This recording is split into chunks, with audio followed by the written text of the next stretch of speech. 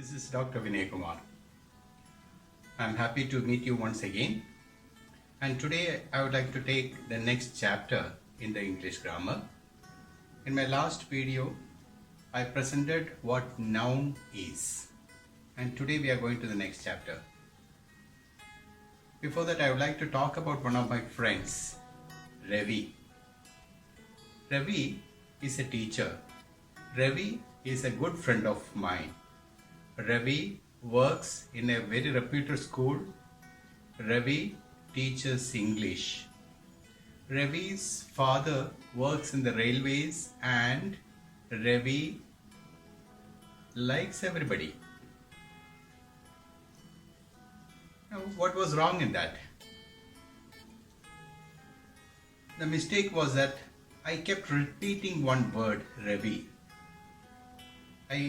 When I use that word again and again and again, then the talking becomes very boring and uninteresting. The listener will not be interested in listening to what I am talking. So to avoid the repetition of the nouns, we have something called pronoun. A pronoun is a word that stands in place of a noun. Or in other words, pronouns are the words used instead of nouns. Now, pronouns are of three kinds. Let us see the pronouns.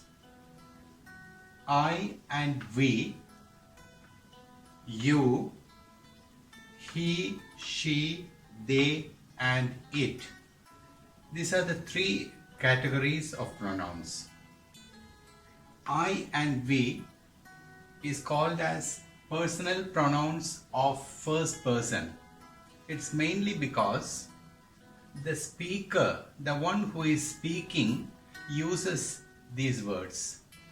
I and we. If it is a singular, we use I. If there are two persons speaking, we use the word we.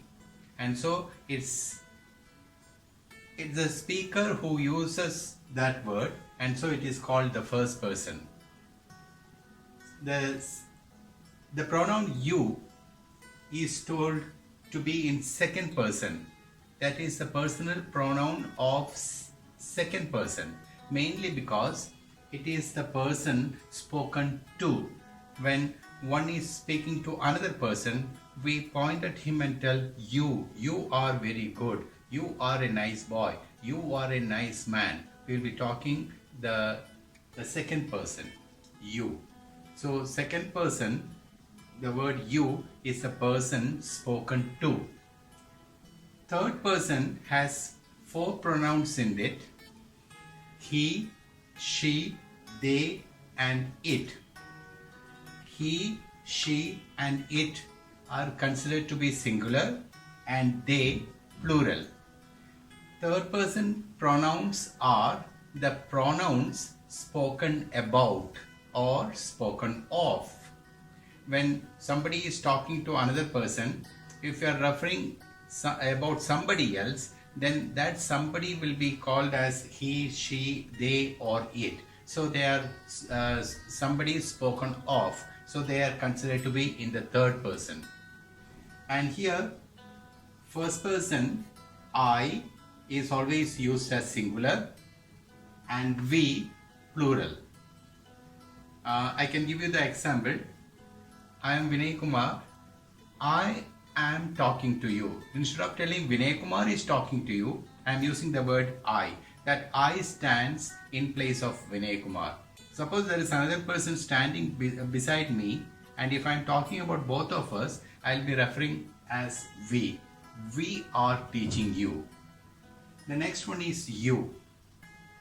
You is a pronoun in second person, and you can be used as singular as well as plural.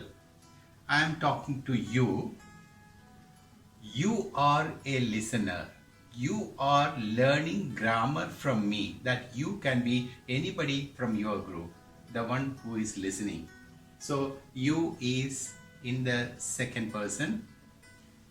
Next is he, she, they, and it. They are considered to be in third person because they are the pronouns spoken about. So uh, to show an example, I'm speaking about maybe Dr. Abdul Kalam. Dr. Abdul Kalam was the president of India. He was liked by many of us. That he refers to Dr. Abdul Kalam. I mentioned his name in the first sentence, and so I need not repeat that once again. So I'm using, instead of Dr. Abdul Kalam, I'm using a pronoun that is he. Similarly, for the female, I can use she, and if it is plural, I can use they.